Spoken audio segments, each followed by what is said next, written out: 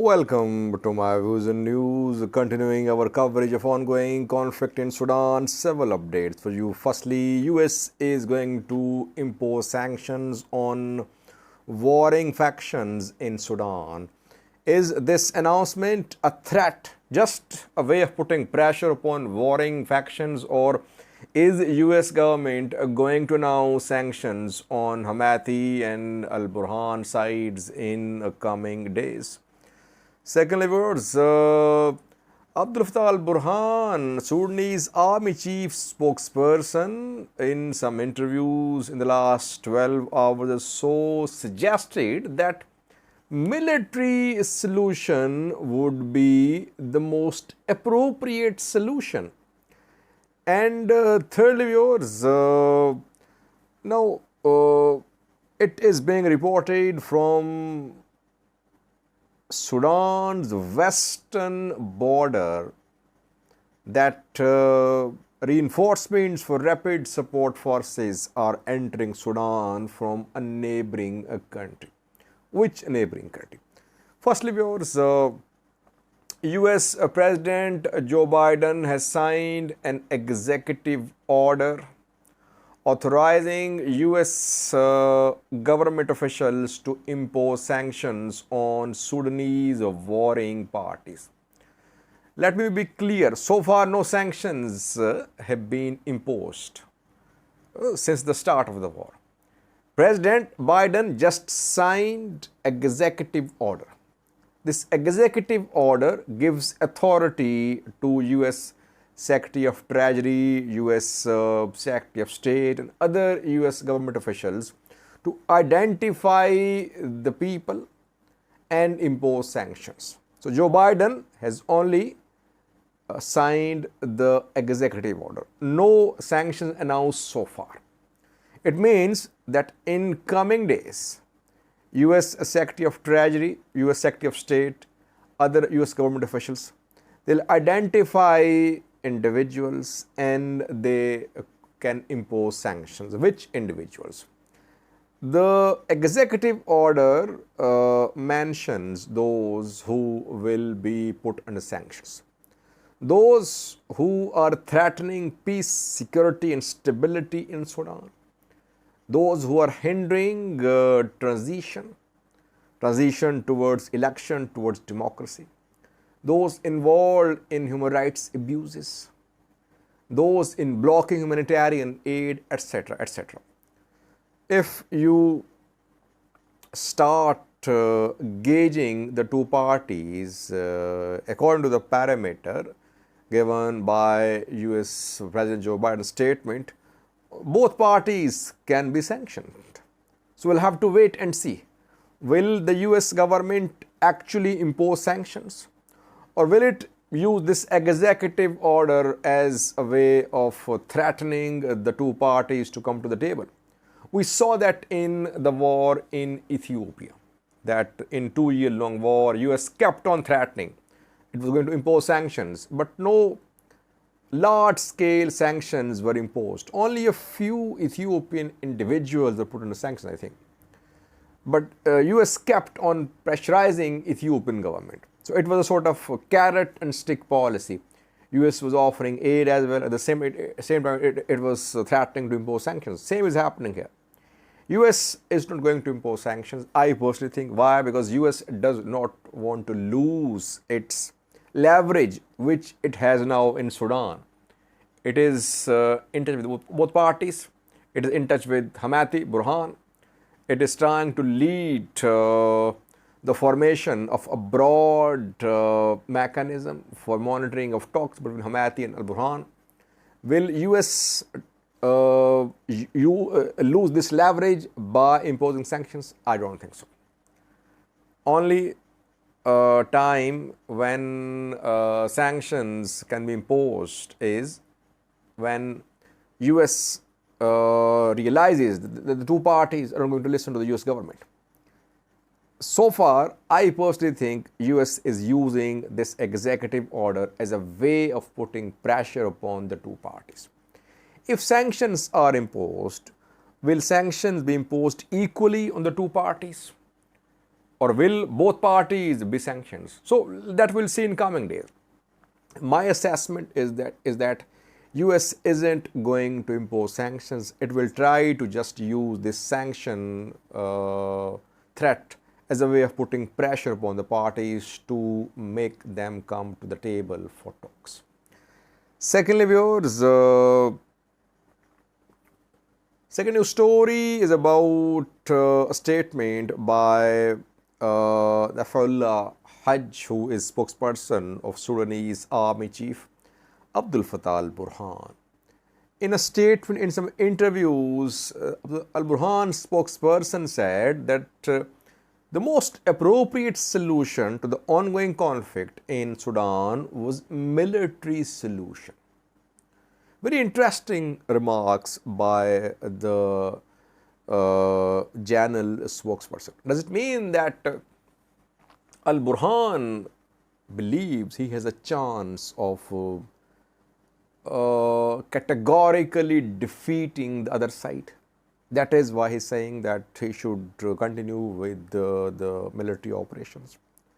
At the same time, al-Burhan has agreed to send a representative to South Sudan for talks with the Rapid Support Forces under the auspices of IGAD there.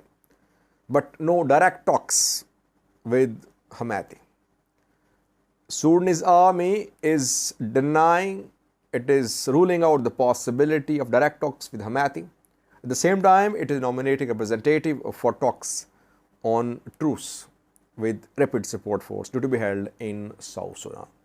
I think both parties believe they have a chance of winning this war.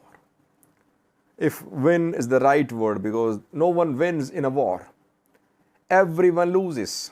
Civilians lose, warring parties lose, nation, country, everyone loses in a war. Both parties think they have leverage.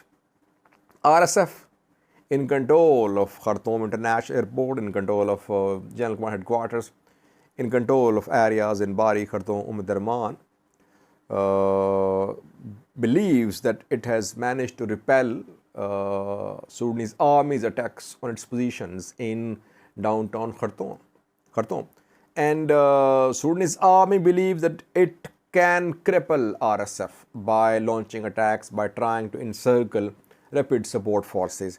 Gradually, Sudanese army trying to move towards key sites in the capital. No large-scale gain so far.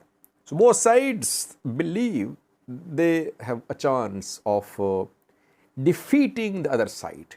That is why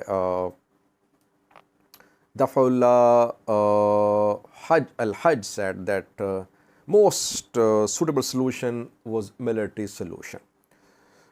But how long will this military solution take? People should ask, if military wants to go for this option of military option, how long will the military take to defeat Rapid Support Forces? Does the military have any idea? I don't think so.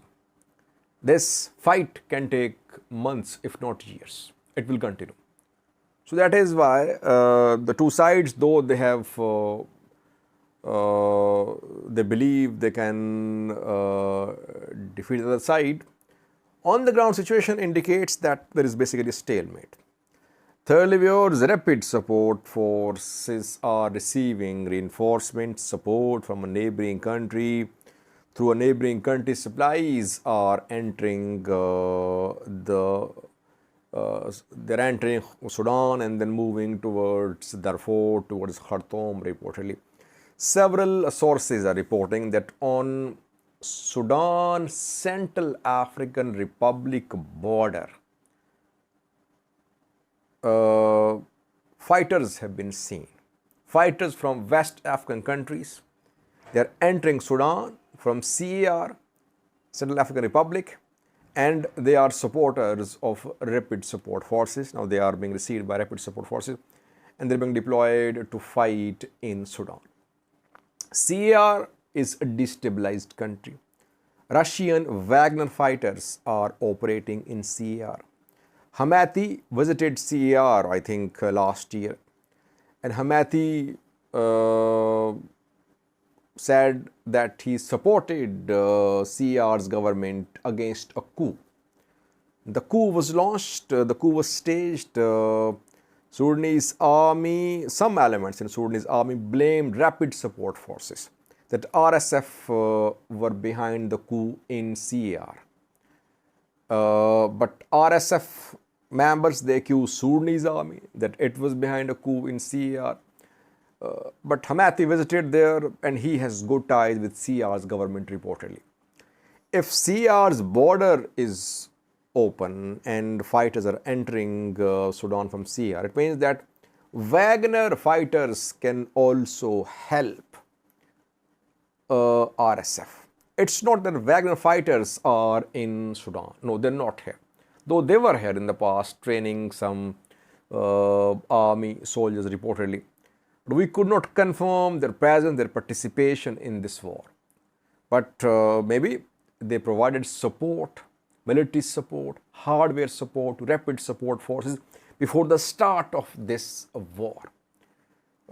It wouldn't be surprising if people come to know that rapid support forces are using Russian or Emirati weapons given to the RSF by Russia or United Arab Emirates. So far, fighters are entering Sudan from Central African Republic to support rapid support forces. And that is what Sudanese army said a few days ago.